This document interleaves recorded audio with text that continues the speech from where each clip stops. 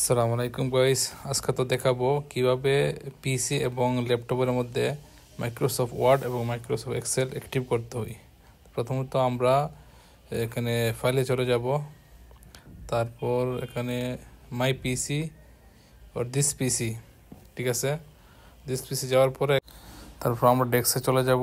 Local ডেস্কে যাওয়ার পরে এখানে আসবে প্রোগ্রাম ফাইল ক্লিক করার পরে নিচে আসছে মাইক্রোসফট অফিস, ঠিক আছে। মাইক্রোসফট অফিসে আসার পরে উপরে এখানে সবার উপরে যে অফিস 16 এখানে ক্লিক করব।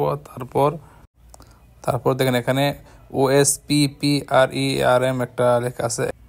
আমরা দুই তিনবার ট্রাই করবো এইটা। এখানে লেফট সাইডে ক্লিক করে রান এজ অ্যাডমিনিস্ট্রেটর 2-3 বার ট্রাই করব। তারপরে দেখবেন অটোমেটিক এটা করার পরে দেখবেন চালু হয়ে গেছে Microsoft Excel and Microsoft Word, দুটোই এখন কাজ করব। দেখেন আমি এখন আপনাদেরকে ওপেন করে দেখাচ্ছি। এখন আমি টাইপিং করতে পারতেছি, সব কিছু করতে পারতেছি। প্রথম কিন্তু আমি আর এখানে টাইপিং করতে পারতাম না, কোনো ফাইল সেভও করা যেত না। এখন কিন্তু আমার সব কিছু হয়ে গেছে। তো ভিডিওটি ভালো লাগলে অবশ্যই সাবস্ক্রাইব করবেন।